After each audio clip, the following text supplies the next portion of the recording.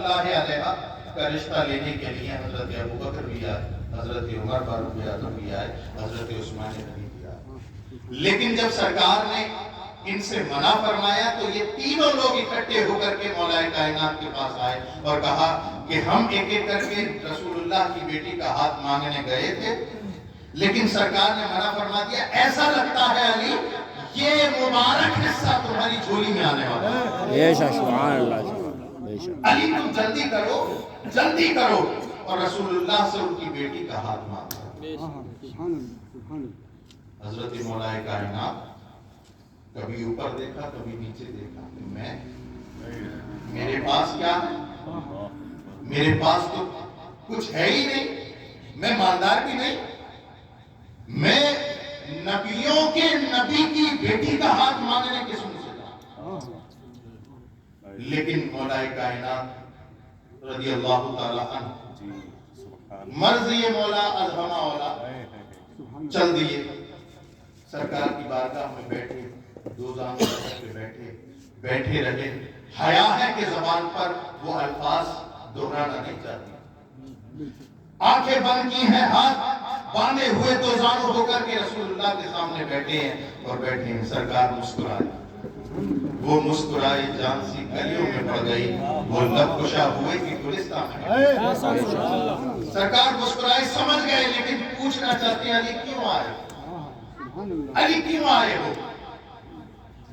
سرکار دو عالم صلی اللہ علیہ وسلم نے جب یہ 2-3 مرتبہ ارشاد فرمایا تو حضرت علی نے اپنا چہرہ اٹھایا اور دبے لہجے میں مؤدب ہو کر کے ادب کے دائرے میں رہ کر کے عرض کی، یا رسول اللہ میں آپ کی بیٹی کا ہاتھ مانگنے کے لیے۔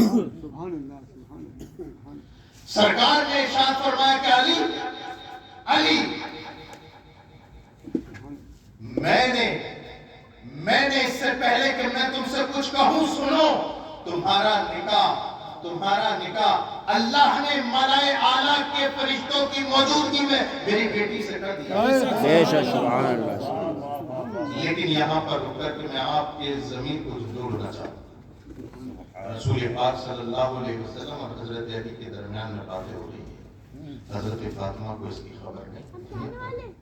سرکار اپنی جگہ سے اٹھے اور کہا کہ علی، اس سے پہلے کہ میں فاطمہ کو تمہارے نکاح میں دوں، غور سے سنیے گا، فاطمہ کو تمہارے نکاح میں دوں، میں یہ چاہتا ہوں کہ فاطمہ کی بھی اجازت لے لوں۔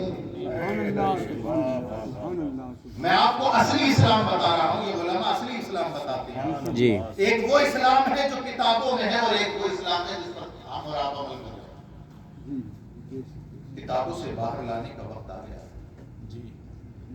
ہماری تو مونچھیں نیچی ہو جاتی ہیں، ہماری لڑکی سے پوچھ لیں بیٹا تیری مرضی کیا ہے، ہماری تو خاصیت مٹی میں مل جاتی ہے اگر ہم پوچھ لیں بیٹی تیری مرضی کیا ہے۔ ہم یہ سمجھتے ہیں ہماری چودراہٹ کا جنازہ نکل جائے گا اگر ہم نے بیٹی کی اجازت لے لی۔ او خاصابو، سیدو، چودریو، تمہاری عزت نبی کی عزت سے اونچی نہیں ہو سکتی۔ بے شک، سبحان اللہ، بے شک۔ کسی کائنات کے کسی بندے کی عزت رسول اللہ کی عزت سے اونچی نہیں ہو سکتی۔ سرکار فاطمہ الزہرا کی بارگاہ میں اور پوچھ رہے ہیں کہ فاطمہ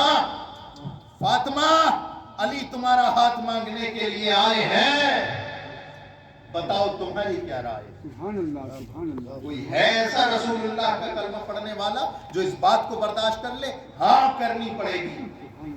وہ کوئی بھینس یا بیل نہیں جسے لے جا کر کے کسی بھی کوٹے پہ باندھ دو۔ ہاں تمہارا فریضہ ہے، فریضہ یہ ہے کہ تم اس کے لیے ایک نیک شعار لڑکے کا انتظام کرو۔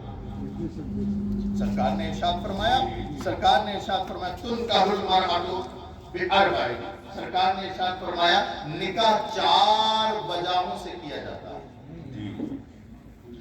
لمالہا ولجمالہا ولحسبہا ولدینہا۔ آخری بات تو بتانے لگا ہوں، آپ لوگ بور ہو رہے ہوں گے، نہیں سمجھ رہے ہیں؟ توجہ سے سمجھ رہے ہیں؟ ہم اس کے نہیں قائل جو سر سے گزر جائے وہ بات کرو یارو جو دل میں بے شک۔ سرکار نے فرمایا کہ جب تم کسی بچے کا رشتہ لینے کے لیے جاؤ تو 4 چیزیں دیکھتے ہو کیا؟ یا تو آپ اپنے بچے کی شادی کرتے ہو لے جمالہا، اس وجہ سے کہ وہ خوبصورت ہے،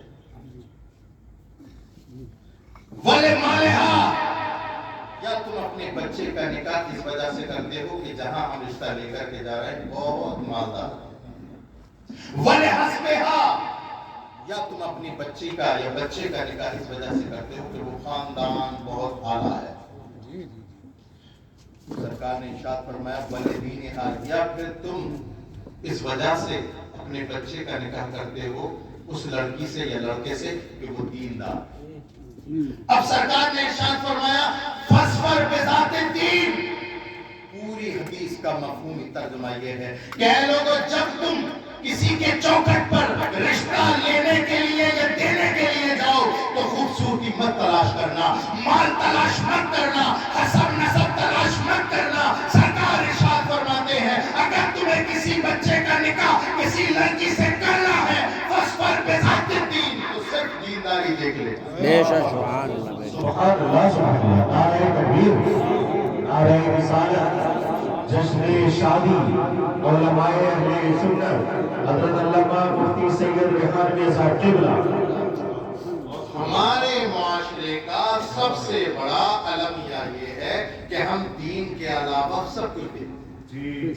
بے شک ایسے ہی بچولیا سے کہتے ہیں ذرا دیکھو 4 ویلر ملے گی کہ نہیں ملے گی، دیکھ لو ذرا، خوبصورت ہے کہ نہیں ہے دیکھ لو ذرا۔ اچھا لوگ مال کے پیچھے اتنے پاگل ہو گئے، حسب کو بھی ختم کر دیتے ہیں اور خوبصورتی کو بھی ختم کر دیتے ہیں، دین کو بھی ختم کر دیتے ہیں، مال کو فوقیت اور دیتے ہیں۔ بھئی یار مال دلواؤ، باقی تو حسن کیا ہے 4 دن کا۔ لیکن اچھا یہ جو کہلاتے ہیں یہ کیا کہلاتے ہیں آپ نہیں جانتے۔ ہمارے پڑوس میں آپ کے پڑوس میں نہ جانے کتنی غریب بچی ایسی ہیں جو غربت کی وجہ سے اپنے گھروں سے آپ نہیں جانتے۔ اس معاشرے نے اتنا تباہ اور برباد کر کے رکھ دیا ہے کہ جس کے گھر میں بیٹی پیدا ہو گئی نا، بیٹی پیدا ہو گئی تو وہ ایسا لگتا ہے کہ پورا ہمالیہ پروت میرے سینے پہ آ گیا۔ وہ اس کی پیدائش سے پہلے دن سے لے کر کے تمام دنیا کی ایف ڈی کراتا ہے، اکاؤنٹ کھلواتا ہے، روز پیسے بچت کھاتے میں ڈلواتا ہے، 500 100 روپے 200 روپے روز اکٹھے کرتا ہے۔ کیوں؟ اس لیے کہ سماج نے اس کے سر پہ یہ رکھ دیا ہے کہ اگر تو اپنی بیٹی کی شادی کرنا چاہتا ہے تو تجھے جہیز خوب اعلیٰ ترین دینا پڑے گا تاکہ تیری بچی کسی کے دوسرے کے گھر جا کر کے ہو سکے۔ میرے پیارو، سرکار دو عالم صلی اللہ علیہ وسلم نے جو ہمیں دین دیا تھا وہ یہ نہیں ہے۔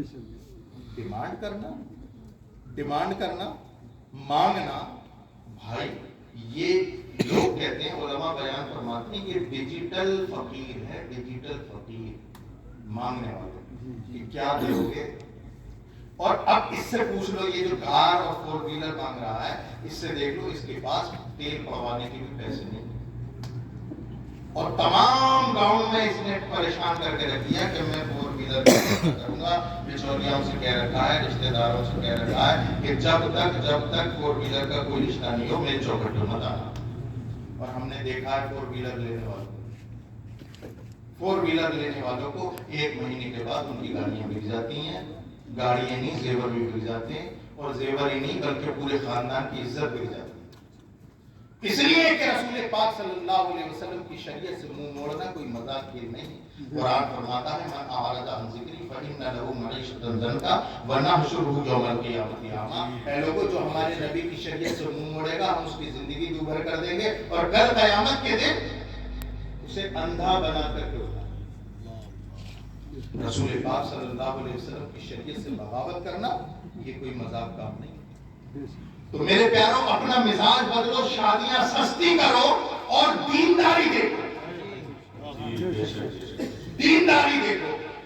دینداری دیکھو اس لیے کہ اگر دینداری دیکھو گے وہ عورت جو دیندار آئے گی، اور ایسا نہیں ہے کہ لڑکی دیندار، لڑکے کا دیندار بھی، لڑکی والوں پر واجب ہے کہ وہ دیندار دیکھیں، لیکن آفت اور المیہ یہ ہے بجائے اس کے کہ وہ دیندار دیکھیں سرکاری نوکر دیکھتے ہیں،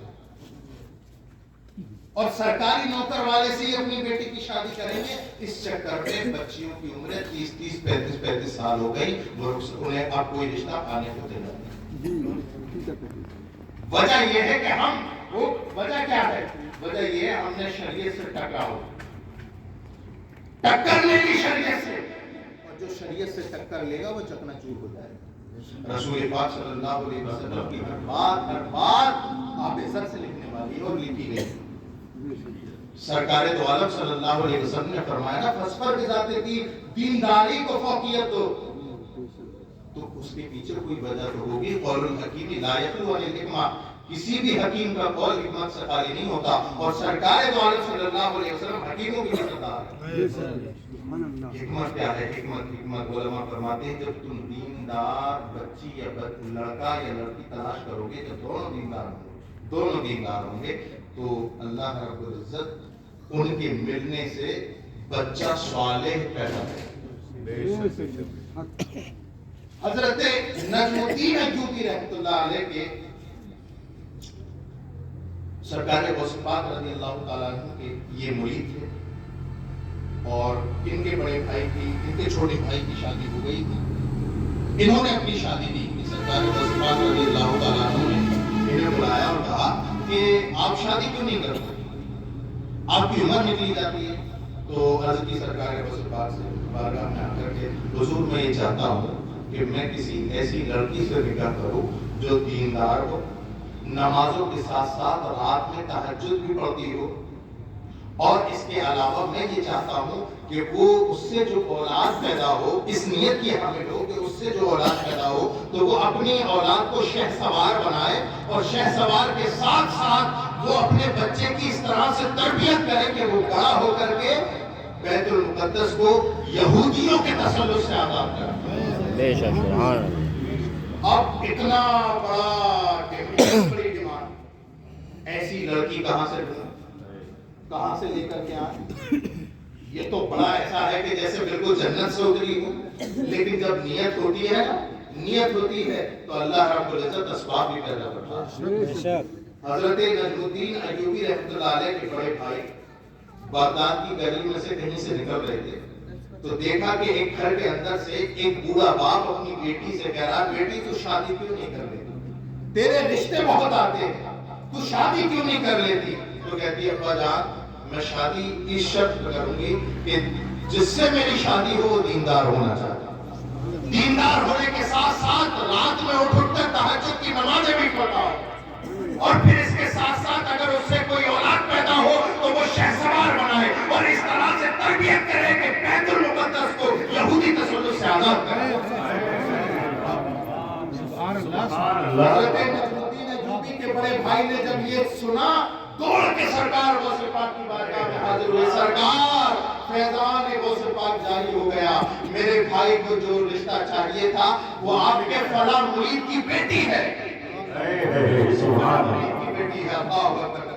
अल्लाहु अकबर कबीरा। ये जब दोनों को बुलाया और जब सरकार गौसे पाक ने इनका निकाह किया तो आप जानते हैं, अल्लाहु अकबर कबीरा, इन दोनों के मिलने से एक ऐसी औलाद पैदा हुई, अल्लाहु अकबर कबीरा, जिसने सिर्फ 18 साल की मुख्तसर सी मुद्दत में फिलिस्तीन को, बैतुल मुक़द्दस को यहूदी तसल्लुत से आज़ाद कराया, और उस नौजवान का नाम सलाहुद्दीन अय्यूबी है। बेशक सुभान अल्लाह, बेशक अल्लाहु अकबर या रसूल अल्लाह। मुफ्ती सैयद रेहान मियां साहिब क़िबला जिंदाबाद, फैज़ान मुअज़्ज़मी जिंदाबाद, के आला हज़रत जिंदाबाद। ये होती है दीनदारी इख्तियार करने। आप चलो तो अल्लाह फरमाता है, अगर कोई मेरी तरफ बंदा चल करके एक कदम आता है, मेरी रहमत 10 कदम आती है। अगर कोई मेरी तरफ बंदा चल करके 10 कदम आता है, चल करके आता है, तो मेरी रहमत उसे दौड़ के गले लगाती है। आप नियत तो करो कि हम अपने बच्चे का रिश्ता न माल की वजह से करेंगे, न जमाल की वजह से, खूबसूरती की वजह से, न हसब और नसब की वजह से, दीनदारी की वजह से करेंगे, तो देखना माशरा एक नया माशरा तशकील पाए। आज अब देखो कल इंशाअल्लाह जनाब उस्मान गनी, माशाअल्लाह नाम भी बहुत अच्छा, खुलाफाए राशिदीन का नाम, ये सेहरा बांधेंगे और चलेंगे बारात में। आप लोग तमाम जाएंगे बारात में। मैं अपनी आखिरी बातें कर रहा हूँ। बारात में हमने देखा है, मेरे घर बारात में क्या होता है, बारात दिन की हो या रात, हमने ये देखा बहुत बहुत बड़े नमाजी भी बारात में जाने के चक्कर में नमाजें छोड़ देते। جی 5 وقت نمازی بارات میں جائیں گے اور جہاں میرج ہال میں بیٹھیں گے بیٹھے ہی رہیں گے، ساری نمازیں نکل جائیں گی۔ میں دولہا میاں کی بات نہیں کر رہا ہوں، جی انہوں نے تو فجر کے بجائے نفل پڑھ لیے تھے۔ میں دولہا میاں کی بات نہیں کر رہا، دولہا میاں پہ بھی آؤں گا۔ بارات کا مطلب کیا ہے؟ پہلی چیز تو یہ ہے کہ اسلام میں بارات جیسا کوئی لفظ ہی نہیں، اور اگر آپ اکٹھا کر کے چلے بھی جائیں تو بزرگوں نے حد سے حد جواز یہ بتایا ہے کہ یہ جو لوگ جاتے ہیں انہیں چاہیے کہ یہ کھانا کھائیں کہ نہ کھائیں، نکاح کی محفل میں شرکت کریں اور وہاں پر بیٹھ کر کے زوجین کے لیے دعا ہو تو آمین کہے، پتہ نہیں کس کی آمین اللہ ان کے ہاتھ میں قبول کرے۔ ہم کیا کرتے ہیں؟ کھانا کھایا، پلیٹیں پھینکی اور گاڑی میں بیٹھے آ گئے، اور نکاح کے ٹائم یہ بتائیں کہ علماء کرام ہم نے بھی بے حساب نکاح پڑھائے، 4-6 لوگ کھڑے ہوتے اور باری جانتے ہیں یہ بڑا مبارک اور مسعود موقع ہوتا ہے جس وقت شادی وہ نکاح ہو رہا ہوتا ہے، تو نکاح کے اگر جائیں تو نماز کی پابندی بھی کرے اور نکاح کی تقریب میں جان جو ہے باقاعدہ طریقے سے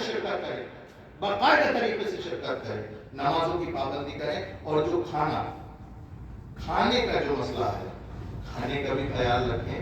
دوسرے نے پتہ نہیں کون سی زمین بیچی، کون سا پلاٹ بیچا، تو جا کر کے اپنی بیٹی کی شادی کر رہا ہے، تم ایک نوالا مار کے اس کی ساری پراپرٹی پہ لات مار دیتے ہو، نہ ہوتا تیل زیادہ ڈال دیا، تمہاری اپنی چٹکارے، پتہ نہیں اس کے دل پہ جو کچوکے لگتی ہیں اس کا مداوا ہے کسی کے پاس؟ بیٹی والا جب یہ کہانی سے سنتا ہے کہ کھانے میں تیل زیادہ ہو گیا، نمک زیادہ ہو گیا، جانتے ہو اس کا دل کیسے پھٹتا؟ کہاں سے کیسے ادھار خرچ کر کے اس نے لیا، اور تم صرف 4 نوالے کھانے کے لیے گئے وہاں پر، ساری زندگی تمہیں نہیں کھانا، تو کم سے کم کچھ نہیں کر سکتے، تو اچھی بات ہے کہ بھئی ماشاءاللہ بہت اچھا کھانا، اور یاد رکھیے اچھا کھانا یہ تو کہنا ہی کہنا ہے، کھانے کو ویسٹ اور برباد نہیں کرنا، اتنا لو جتنا کھا سکو۔ کھانا اتنا برباد ہوتا ہے شادیوں میں، اتنا برباد ہوتا ہے کہ اگر وہ کھانا اگر اٹھایا جائے تو واپس سے کم آدھی بار آپ کھا سکتے ہیں، اور ہم سوچتے نہیں ہوں لوٹتے ہوئے پلٹتے ہوئے پلیٹوں کو۔ میرے پیارو، دوسرے مومن کیا ہوتا ہے؟ مومن یہی تو ہوتا ہے کہ دوسرے مومن کی تکلیف کا خیال رکھے، یہی تو ایمان ہے، یہی تو ایمان ہے نا۔ تو ہم بجائے اس کی تکلیف دور کرنے کے ہمیں اور اسے